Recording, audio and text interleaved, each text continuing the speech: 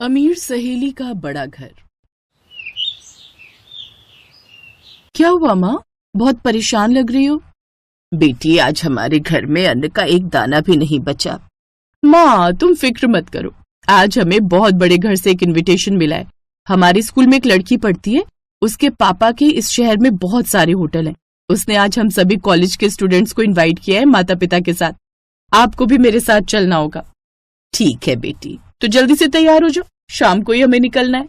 दोनों फटे पुराने गरीबों वाले कपड़े पहनकर उस अमीर लड़की रागिनी के घर के बाहर पहुंचे। बंगला देखकर उसकी माँ की आंखें खुली की खुली रह गईं। वो बिल्कुल व्हाइट हाउस जैसा लग रहा था। क्या हुआ माँ? ऐसा बंगला मैंने आज तक नहीं देखा ममता। खैर, जैसे दोनों माँ बेटी उस बंगले के अंदर गए तो देखा चारों तरफ एक से एक अमीर इंसान था। सबने महंगे महंगे कपड़े पहन रखे थे। तभी रागिनी उनके पास आई। दोस्तों, ये देखो हमारे कॉलेज की सबसे होनहार लड़की। जोरदार तालियों से इनका स्वागत करो। सभी लोग उन दोनों को अजीब नजरों से देखने लगे, लेकिन रागिनी के कहने पर सब जोर जोर से तालियां बजाने लगे। बेटी, तुम्हारी सहेली इतनी अमीर होने के बावजूद कितनी संस्कारी है। हम गरीबों की भी कितनी इज्जत कर रही है। खैर, थोड़ी देर बाद खाना शुरू हुआ। सभी लोग खाने की लग्जरी टेबल्स पर बैठ गए और वेटर उन्हें खाना सर्व करने लगे। ममता भी अपनी माँ को लेकर एक टेबल पर बैठ गई। तभी रागिनी और उसकी माँ उसके पास आई। रागिनी, इन्हें यहाँ बैठने को किसने कहा? इन्हें अपनी जगह दिखाओ। अब हाँ माँ, आप फिक्र मत करो, मैं देखती हूँ। ममता, आंटी, आप लोग यहाँ कहाँ बैठ गई अमीर लोगों के बीच? आप लोग यहाँ नीचे जमीन पर बैठ जाइए, आप लोगों की जगह यही है। ये तो किस तरह बात कर रही है? ममता, तुम बहुत मासूम हो। तुम्हें क्या लगा था वो तालियां तुम्हारे सम्मान में मैंने बजवाई थी? तालियां तो मैंने इसलिए बजवाई थी ताकि तुम लोगों को अपनी औकात का पता चल सके। इन अमीर लोगों को भी तो पता चले कि कोई गरीब आया है इस पार्टी में। तुम लोगों के लिए मैं इतनी महंगी महंगी प्लेटें बर्बाद नहीं कर सकती। मेरा बंगला करोड़ों का है, यहाँ की फर्श भी बहुत कीमती है। रागिनी की बातें सुनकर ममता को बहुत गुस्सा आया। उसने अपनी माँ का हाथ पकड़ा और उठ खड़ी हुई। तुझे अपने करोड़ों के बंगले पर बहुत घमंड है ना? मैं इन सब के सामने तुझसे वादा करती हूँ कि ये बंगला एक दिन मैं खरीद लूंगी। दोस्तों, मम्मी डैडी देख रहे हो ये भिखारन क्या कह रही है? कपड़े खरीदने की औकात नहीं है और बोलती है ये बंगला खरीदेगी। चलो माँ, बहुत हो गई बेइज्जती। ममता अपनी माँ को लेकर घर वापस आ गई। बेटी, बाकी सब तो ठीक था, लेकिन तुझे इतनी बड़ी बात इतने सारे लोगों के सामने नहीं कहनी थी। हम तो साल का 50,000 भी नहीं कमा पाते। मैंने जोश जोश में आकर कह दिया था, लेकिन फिर भी मैं आपसे वादा करती हूँ कि उसका वो बंगला तो मैं खरीद कर ही रहूंगी। अगले दिन ही ममता अपनी सारी डिग्री लेकर किसी कंपनी में इंटरव्यू देने चली गई। मैनेजर ने उसकी डिग्री देखी, फिर ममता को ऊपर से नीचे देखा और कहा, देखिए, आपकी डिग्री तो ठीक है, लेकिन आपकी ड्रेस हमारी कंपनी की पॉलिसी के खिलाफ है। इंसान के कपड़े देखकर उसकी मानसिकता का भी पता लगता है। गरीबी मानसिकता हमारी कंपनी के लिए खतरनाक है। लेकिन ममता ने फिर भी हार नहीं मानी। वो लगातार कई दिनों तक अलग अलग कंपनियों में इंटरव्यू देती रही, लेकिन उसे कहीं पर भी नौकरी नहीं मिली। जब काफी दिनों तक उसे कोई काम नहीं मिला तो वो अचानक किसी रेस्टोरेंट में पहुंच गई। उसका मालिक बहुत बुजुर्ग था। बेटी, मेरे यहाँ सारा स्टाफ फुल है, मैं तुम्हें बर्तन धोने का काम दे सकता हूँ। ठीक है बाबा, मैं ये काम करने को भी तैयार हूँ। तो अब ममता उस होटल में बर्तन धोने का काम करने लगी। फिर एक रोज उसके मालिक ने कहा, बेटी, आज हमारे सारे हलवाई गाँव गए हुए हैं, क्या तुम्हें खाना बनाना आता है? हाँ बाबा, मैं बहुत अच्छा खाना बना लेती हूँ, आपने कभी मुझे मौका ही नहीं दिया। देखो, मेरा भरोसा मत तोड़ना, क्योंकि आज हमारे होटल में इस शहर के बहुत बड़े आदमी आने वाले हैं। इस शहर में उनके सैकड़ों होटल हैं। खैर, ममता खुशी खुशी खाना बनाने लगी। थोड़ी देर में उनके होटल में उसकी सहेली रागिनी अपने माँ बाप के साथ आई। इसका मतलब बाबा रागिनी के पापा की बात कर रहे थे। रागिनी अपने माँ बाप के साथ एक टेबल पर बैठ गई, लेकिन उसने ममता को बर्तन धोते हुए और खाना बनाते हुए देख लिया था। थोड़ी देर बाद ममता उन सबको खाना सर्व करने लगी। तू तो मेरा बंगला खरीदने वाली थी ना, और यहाँ पर बर्तन धो रही है, खाना बना रही है और हमारे लिए खाना सर्व कर रही है। बेटी, इन गरीबों के मुंह नहीं लगते, चुपचाप खाना खाओ। बेचारी ममता उस वक्त कुछ नहीं बोल पाई। अब वो दिन रात मेहनत करती जा रही थी। अब वो उस होटल में खाना भी बनाती थी, बर्तन भी धोती थी, इसलिए वो अच्छा खासा कमाने भी लगी थी। फिर फिर एक रात उसकी माँ ने कहा, बेटी अब हमें खाने पीने की कोई समस्या नहीं है, लेकिन तूने जो इतनी बड़ी बात बोली थी ना कि उसका बंगला खरीद लेगी, ये तो कहीं से भी संभव नहीं लगता। लोग तुझे हारा हुआ ही समझेंगे। माँ, न वो बंगला कहीं भागा जा रहा है और ना ही मैं। मुझे ऊपर वाले पर पूरा भरोसा है, एक ना एक दिन वो बंगला मैं खरीद कर रहूंगी। तो ऐसे ही दिन बीत रहे थे। फिर एक रोज ममता के होटल में एक बहुत बड़े मंत्री जी आए। बाबा, कल मेरे बंगले पर बहुत बड़ी पार्टी है। खाना तो ओबरॉय होटल की तरफ से आ रहा है, मुझे कुछ वेटर चाहिए। ममता बेटी, आज शाम को तुझे मंत्री जी के यहाँ जाना है। पूरे वेटर स्टाफ को लेती जाना, बहुत अच्छा पैसा मिलेगा। ठीक है बाबा। मंत्री जी, आप फिक्र मत कीजिए, आपको शिकायत का कोई मौका नहीं मिलेगा। खैर, मंत्री जी वहां से चले गए। रात में ममता अपने सभी वेटर्स को लेकर मंत्री जी की पार्टी में पहुंची। वहां पर रागिनी के पापा के होटल का खाना लगा हुआ था। रागिनी की फैमिली भी वहीं मौजूद थी। उसने जैसे ही ममता को देखा वैसे ही उसके पास चली आई। तुझे पता है यहाँ पर मेरे डैडी का खाना चल रहा है और तू यहाँ पर वेटर है। वैसे कब खरीदने वाली है तो मेरा बंगला? रागिनी ममता से बात कर ही रही थी कि तभी कुछ मेहमान अचानक चिल्लाने लगे, मंत्री जी, ये सब क्या है? हमारे खाने में केकड़ा निकला और रोटियों में तो फफूंद लगी हुई है। मंत्री जी भागते हुए आए। जब खाना चेक किया गया तो खाना 4 दिन पुराना निकला। उन्होंने रागिनी के डैडी को बुलाया। सारे लोग वहीं इकट्ठा हो गए। मिस्टर ओबराय, इस शहर में मैंने तुमको सारे होटल के टेंडर्स दिलाए थे और आपने मेरे ही साथ ऐसा किया। मैं इसी वक्त सारे कॉन्ट्रैक्ट तुमसे वापस लेता हूँ। मुझे तो तुम पर पहले ही शक था, लेकिन अब खाने का क्या होगा? मंत्री जी, फिक्र मत कीजिए, मैं बस 1 घंटे के अंदर सब लोगों के लिए ताजा खाना बना दूंगी। ममता ने 1 घंटे के अंदर अपने साथियों के साथ मिलकर खाना बना दिया। सभी मेहमान उंगलियां चाटते रह गए। मंत्री जी, आपको ऐसे लोगों को मौका देना चाहिए। इस लड़की के हाथ में तो ओबरॉय साहब के खाने से 10 गुना बेहतर स्वाद है। ममता बेटी, आज से इस शहर के होटल के सारे टेंडर मैं तुम्हें देता हूँ। मैं 10 करोड़ इन्वेस्ट भी करूंगा। तो इस तरह ममता कुछ ही महीनों में करोड़पति बन गई। उधर रागिनी का परिवार सड़क पर आ गया। उसके बंगले की बोली लगी और सबसे बड़ी बोली ममता ने लगाई। रागिनी ने खुद अपने हाथों से ममता को चाबी दी।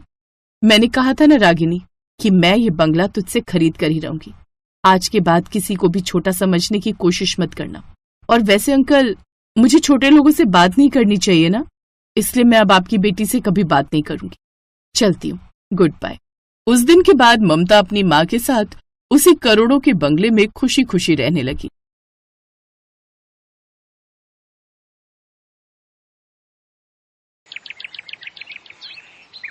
क्या हुआ मेरी जान, यूं मुंह लटका कर क्यों बैठी है? कुछ नहीं निधि, अगर तुझे बताऊंगी तो तू हंसेगी। अब बताएगी भी? मुझे ना अर्जुन से प्यार हो गया है, लेकिन वो गरीब घर से है। छी, तू क्या है यार, तुझे प्यार करने के लिए वही लड़का मिला था। उस जैसे गरीब लड़के को तो मैं नौकर भी ना रखूं। हाँ, माना कि दिखने में हैंडसम है, लेकिन फिर भी यार हमारे लेवल का नहीं है। तुझे कभी प्यार नहीं हुआ ना, तू इसलिए ऐसा कह रही है। मैं तो कहती हूँ तू उसका ख्याल अपने दिमाग से निकाल दे। कहाँ तो इतने बड़े बिल्डर की बेटी और कहाँ वो मामूली सी नौकरी करने वाला। तू नहीं समझ रही, वो मुझे बहुत अच्छा लगता है। अच्छा ठीक है फिर, चल अभी उससे जाकर कह दे। निधि सुप्रिया को लेकर अर्जुन के पास जाती है। मैं इन सब चक्करों में नहीं पड़ना चाहता। तुम इतनी अमीर लड़की को मना कर रहे हो अर्जुन, इसे तो तुम अपनी खुशकिस्मती समझो।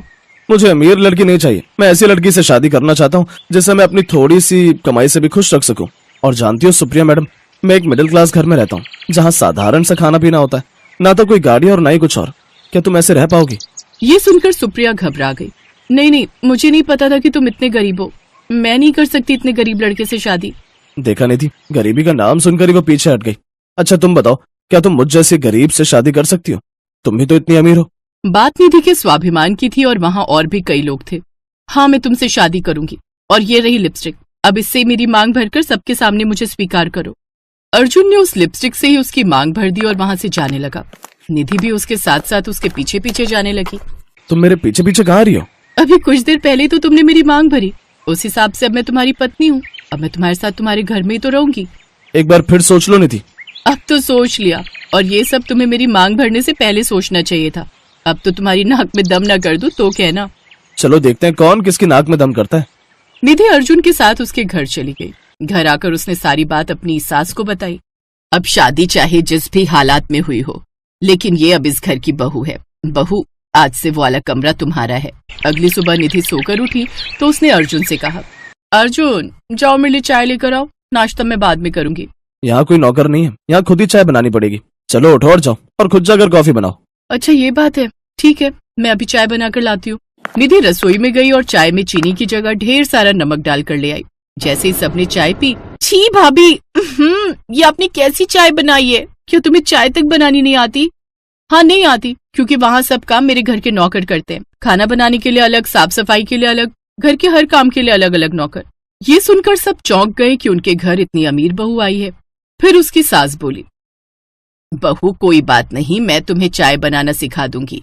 हमारे घर में कोई नौकर नहीं है, इसलिए सारे काम हम सब मिलकर करते हैं। घर में सभी उसका खूब ख्याल रखते, लेकिन निधि थी कि वो तो जानबूझकर बस नुकसान पर नुकसान करती रहती। लेकिन अमीर घर से आई बहू ना तो वहां चैन से सो पाई और ना खा पाई, जिस कारण निधि की तबीयत बिगड़ गई। कई दिन बीत गए लेकिन वो ठीक नहीं हो पाई। देखिए, इनकी आंतों में बहुत ज्यादा इन्फेक्शन फैल गए, जो आसानी से ठीक नहीं होगा। उसे शहर के बड़े अस्पताल ले जाना होगा।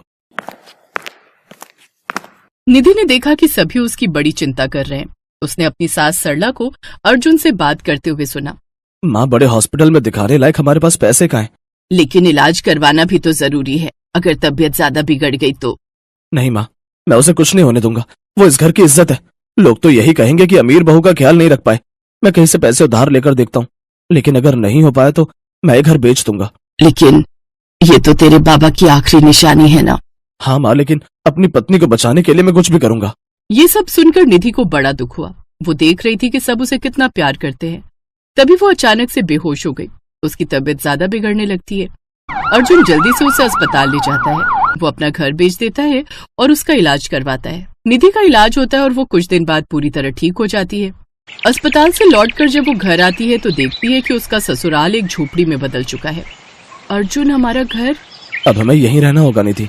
निधि को समझते देर नहीं लगी कि उसके इलाज की खातिर अर्जुन ने अपना घर बेच दिया है, जो कि उसके पिता की आखिरी निशानी थी। वो सबके साथ उसी झोपड़ी में रहने लगती है। कुछ दिन बाद अर्जुन का जन्मदिन था और निधि उसे कुछ ऐसा देना चाहती थी जिसे देख अर्जुन का चेहरा खिल उठता। कुछ दिन बाद, चलो तो अर्जुन, चलिए माँ जी, ननद जी, आप सभी अपनी आंखें बंद रखिएगा। ओफो, ये क्या बचपना है निधि, अब तो आंखें खोलने दो। अब सब अपनी आंखें खोलो। वो सब अपनी आंखें खोलते हैं तो सामने अर्जुन के जन्मदिन का केक रखा हुआ था और घर को सजाया हुआ था। लेकिन उससे भी ज्यादा हैरान वो सब ये देखकर थे कि वो सब उसी घर में खड़े हैं जो उन्होंने बेच दिया था। ये सब मेरे पतिदेव का जन्मदिन का तोहफा। इसका मतलब मेरी अमीर बहू ने अपना ससुराल खरीद डाला। आप सब मेरे लिए इतना कर सकते हो तो क्या मैं इतना सा नहीं कर सकती? उस रोज मैंने आप दोनों की सारी बातें सुन ली थी, लेकिन मैं कुछ कह पाती उससे पहले ही मैं बेहोश हो गई और जब होश आया तब तक बहुत देर हो चुकी थी। मेरे माँ बाप के मरने के बाद उनकी इकलौती बेटी होने के नाते सब कुछ मेरा ही था। मैं पैसे से तो बहुत अमीर हूँ, लेकिन प्यार में उतनी ही गरीब। मुझे प्यार करने वाला कोई नहीं था। यहाँ आकर मैंने जाना कि प्यार क्या होता है और घर किसे कहते हैं। अर्जुन, तुम्हारे साथ रहते रहते मुझे सचमुच में तुमसे प्यार हो गया। प्यार तो मैं भी तुमसे करने लगा हूँ बहुत निधि, तभी तो अपनी जान से प्यारे अपने इस घर को, जो कि बाबूजी की आखिरी निशानी थी, उसे बेचने के लिए तैयार हो गया था। अब वो सब एक साथ खुशी खुशी प्यार से रहने लगे।